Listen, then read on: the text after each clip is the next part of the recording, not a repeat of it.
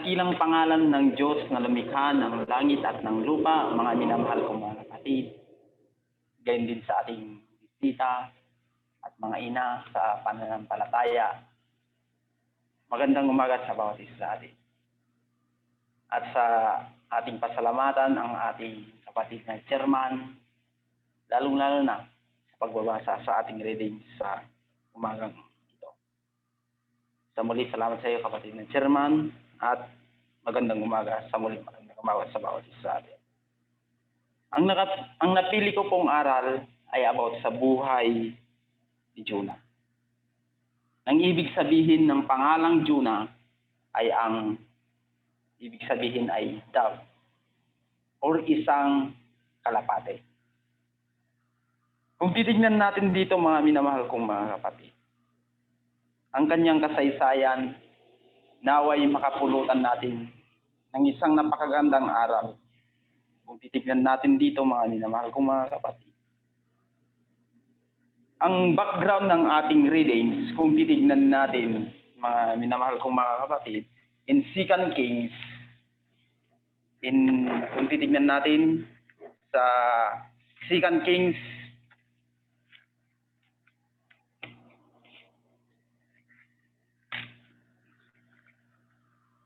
chapter 14 verse 23 to 25 na aking babasahin at inyo pong susundan. Nang ika-15 taon ni Amasayas na anak ni Joas na hari sa Juda, si Jeroboam na anak ni Joas na hari sa Israel ay nagpasimulang maghari sa Samaria at nagharing 40 taon. 41 taon. At gumawa siya ng masama sa paningin ng Panginoon. Hindi niya hiniwalayan ang lahat ng kasalanan ni Jeroboam na anak ni Nabat na kanyang ipinagkasala sa Israel. Kanyang isinuuli ang hangganan ng Israel mula sa pasukan ng Hamat hanggang sa dagat na Araba, ayon sa salita ng Panginoon ng Diyos ng Israel na nagsalita sa pamagitan ng kanyang lingkod na si Jonas na anak ni Amitay na propeta ng taga-Gat-Hefer. Kung titignan natin mga kapatid, si Jonah pala, kung bakit sinugo ng ating Panginoong Diyos, may purpose pala si Jonah. Kung titignan natin, ang Nineveh at ang Israel, nagkaroon sila ng isang matinding digmaan. Sa pagkakataong ito, ang kalaban ngayon ng Israel ay ang isang napakalaking bansa. Ngunit, kung titingnan natin dito mga minamahal kong mga kapatid, dito sa ating binasa, noong nandoon siya sa kalaliman ng dagat, sinabi niya dito mga kapatid, kung titingnan natin dito, sinabi niya in verse 5, kinukulong ako ng tubig sa palibot ko hanggang sa kaluluwa. Ang kalaliman ay nasa palibot ko. Ang damong dagat ay pumipilit sa aking mga ulo. Kung titignan natin, noong sinugo siya ng ating Panginoong Diyos na pumunta sa Nineveh, ayaw niyang pumunta, minamahal kong mga kapatid, kundi siya ay tumakas in chapter 1, verse 3 ng Jonas. Sinabi niya, ngunit si Jonas ay buwangon upang tumakas na patungo sa Tarsis sa harapan ng Panginoon at siya lumusong sa Jope at nakasumpong ng sasakyan na patungo sa Tarsis. Gayon may nagbayad siya ng upan yaon at siya'y lumulan upang yumaong kasama nila sa Tarsis mula sa harapan ng harapan ng Panginoon. Kung titingnan natin dito mga kapatid, sinugo pala siya. Bakit? Kung sinugo siya dahil may purpose siya upang pagbaguhin niya. Sinugo siya ng ating Panginoong Diyos upang mapagbago ang bayan na tinatawag na Nineveh. Ngunit si Jonas, sinabi niya mga kapatid, kung titignan natin dito sa in In chapter 3, mga minamahal kong mga kapatid, anong sinabi niya sa kanyang pagtakas? In chapter 4, in Jonas chapter 4, verse 2, 1 and 2 na sinabi niya, ngunit naghinanakit na mainam si Jonas at siya'y nagalit. At siya'y nanalangin sa Panginoon na nagsabi, ako'y napakipamanayan sa iyo, O Panginoon. Di baga ito ang aking sinabi nang ako'y nasa aking lupain pa. Kaya't ako'y nagmadaling tumakas na patungo sa Tarsis, sapagkat talastas ko na ikaw ay Diyos na mapagbiyaya, puspos ng kahabagan, banayad sa pagkagalit, at sagana sa kagandang loob na nagsisisi sa kasamaan. Kaya nga, O Panginoon, isinasamo ko sa iyo, nakitlin mo ang aking buhay, sapagkat mabuti sa akin ang mamatay kaysa mabuhay. Kung titingnan natin mga kapatid, bakit pa siya sinugo ng Panginoon? Dahil alam naman niya na sa kanyang panalangin na. Parang sinabi niya sa kanyang sarili, ikaw na lang sana. Pagbaguhin mo na lang yung bayan niyo. Dahil kung titignan natin mga kapatid, in chapter 4 verse 1, naghinanakit na mainam si Jonas at nagalit. Ang gusto talaga ni Jonas, mga minamahal kong mga kapatid, gusto niya talagang wasakin ang bayang ito. Ngunit ang pinapahiwatig dito, mga minamahal kong mga kapatid, ang purpose talaga ng ating Panginoong Diyos, kahit si kalaban nila, gusto niyang itong papagbaguhin.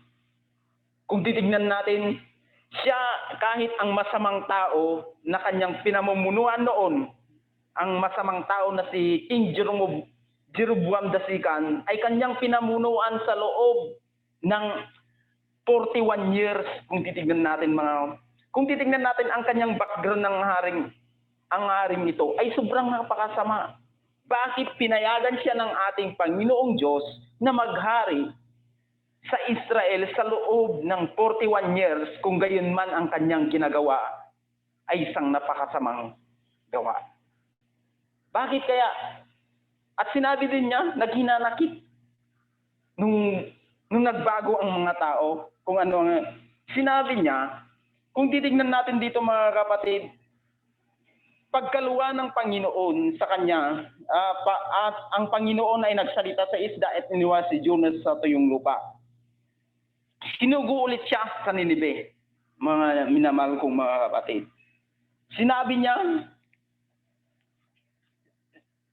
niya dito, in chapter 3 verse 4, at pumasok si Jonas sa bayan na may isang araw na gumagala at siya'y sumigaw na nagsabi, 40 araw pa at ang Ninibe ay mawawasak. At ang bayan ng Ninibe ay sumampalataya sa Diyos at nangagpahayag ng ayuno at nangagsuot ng kayong magaspang mula sa kadaki-dakilaan hanggang sa kaliit-liitan. Kung titignan natin mga kapatid, sinabi niya lang sa isang sigaw at sumigaw. Hindi, isang beses lang. Ngunit kung titignan natin sa pangyayaring ito, gumawa naman ang ating Panginoong Diyos. Nung nalaman niya na, kasi nalaman siguro ng tao dito sa Ninibe kung ano ang nangyari sa pamagitan ni Jonas sa Israel, mga minamahal kong mga kapatid. Kaya nga, ano ang nangyari? Naniwala sila sa ating Panginoong Diyos, sa Diyos ng Israel. Kaya pala, ang gusto pala ng ating Panginoong Diyos, kung bakit niya sinugo si Jonas, upang mapagbago ang mga tao sa kanilang masasamang gawa. Yan ang kanyang gusto ng ating Panginoong Diyos.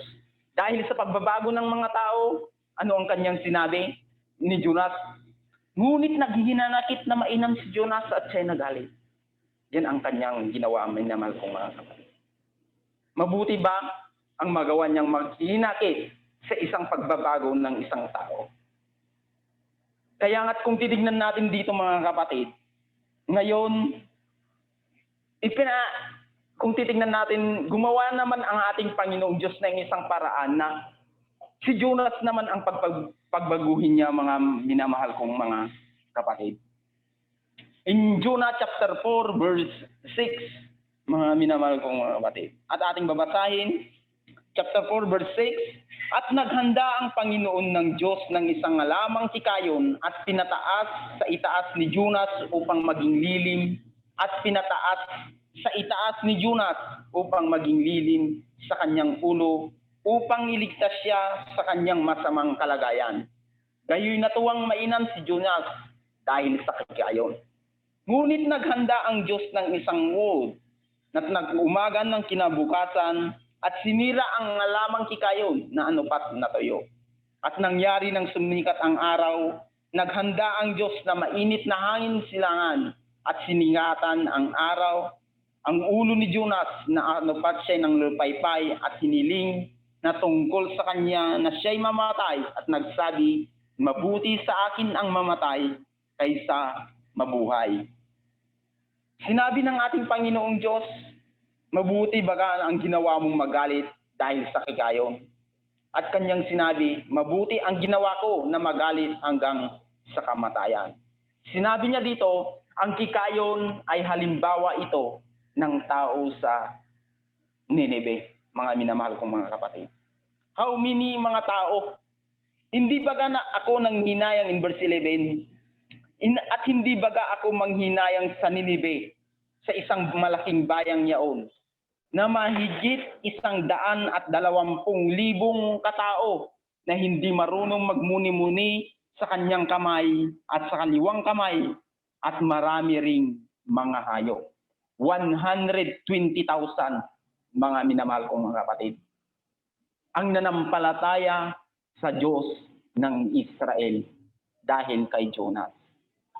Even kung titignan natin mga kapatid, ang kanyang panalangin noong nandun siya sa kanya, nung siya kung babalikan natin dito sa ating readings, ang kanyang panalangin dito mga kapatid ay hindi talaga ito isang napakalaking isda.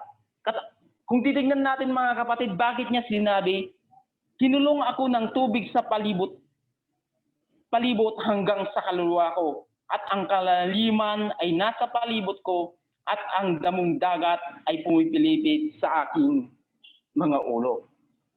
Kung titignan natin, noong kinain siya ng isda, na isang napakalaking isda or isang malaking isda mga kapatid, sa loob ng tiyan ng isda, kung iisipin natin kung ano ang kinakain ng isda, di ba mga damo, mga minamahal kong mga kapatid? Nung kinuha siya noong nilamon si Jonas sa isda, ano ang kanyang forma? Mga minamahal kong mga. Kasi pumipilipit sa aking ulo, sinabi niya dito sa kanyang pananalangin. Ang kanyang ginagawa noong siya nandun sa loob ng isda, siya ay nakahiga, mga minamahal kong mga kapatid. Hindi man kung titignan natin, hindi siya nakaupo na nanalangin sa ating Panginoong Diyos, kundi na siya ay nakahiga. Kasi kaya nga sinabi niya dito mga minamahal kong mga kapatid, sinabi niya tinatawagan ko ang Panginoon dahil sa aking pagdadalamhati. At siya'y sumagot sa akin mula sa tiyan ng Sheol. Ako'y sumigaw at dininig niya ang aking tinig. Sapagkat iniagis mo ako sa kalaliman sa gitna ng dagat, ang tubig ay nasa palibot ko, lahat ng iyong alon, lahat ng iyong malaking alon ay umaapaw sa akin.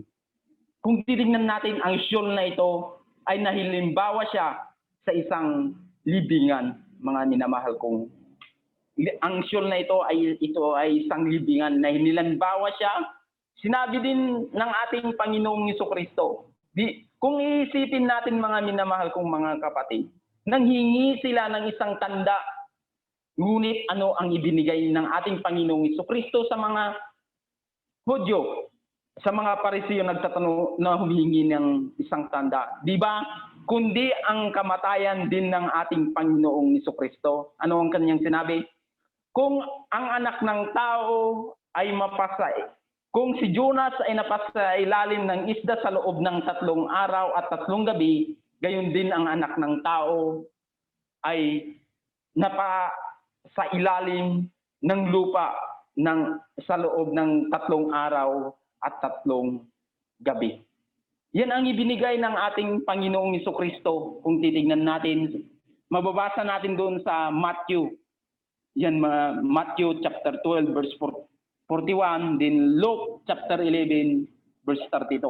Yun ang pakabasahan nyo. Kung titignan natin, kung hindi ako nagkakamali mga minamahal kong mga kapatid, yun ang pakabasahan niya, ibinigay nila sa kanya.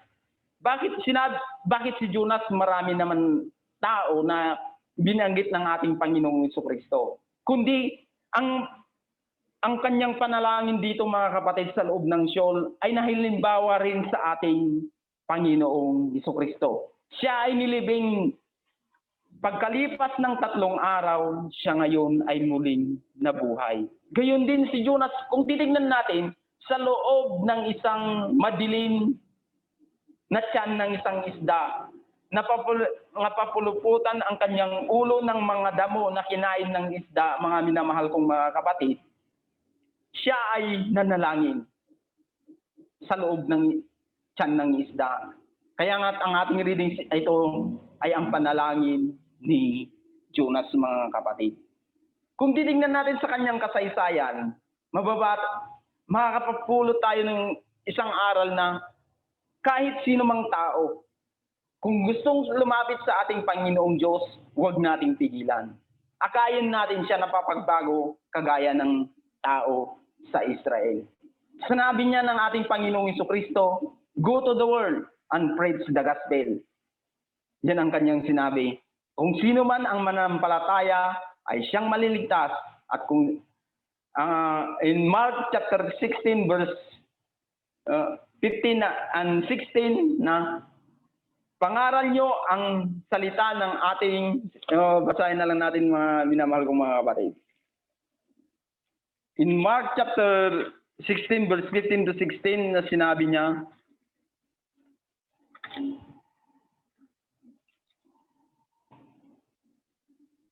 at sinabi sa kanila, "Magsineon kayo sa sanglibutan at inyong ipangaral ang ebanghelyo sa lahat ng kinapal. Ang sumasampalataya at mabautismuhan ay maliligtas, datapwat ang hindi sumasampalataya ay parurusahan."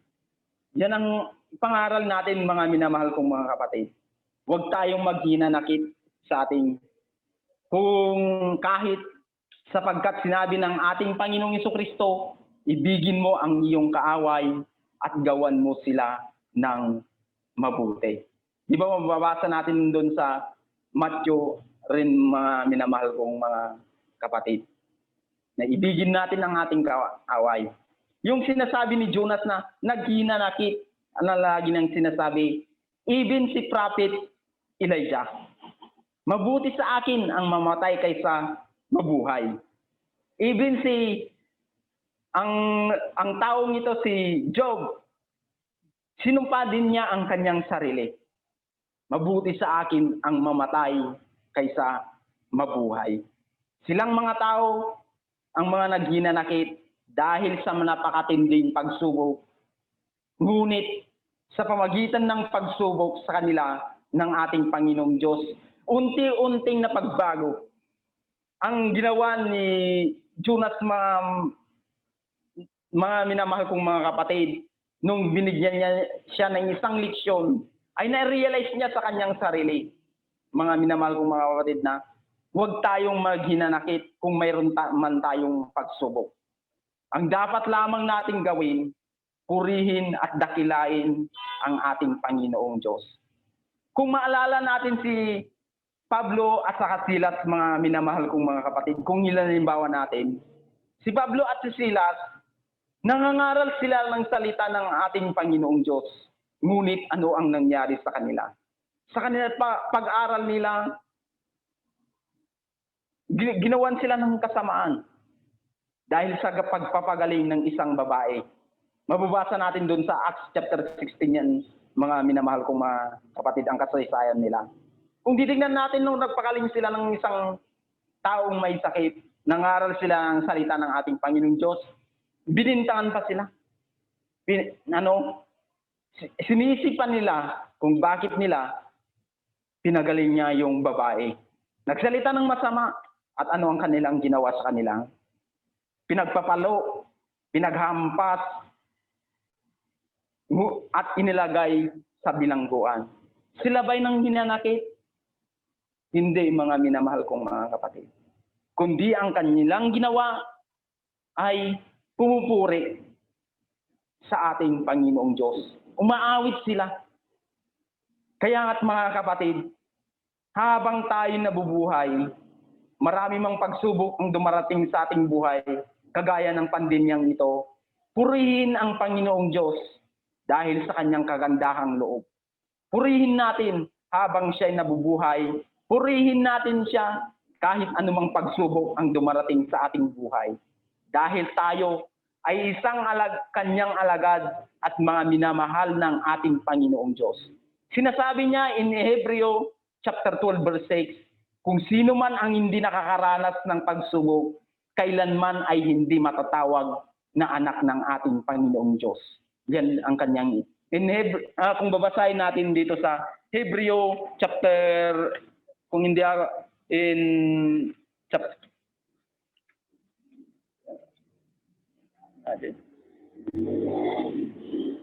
Hebreo chapter 12 verse 6, mga minamahal kung mga kapatid, 6 to 8 na kanyang sinasabi,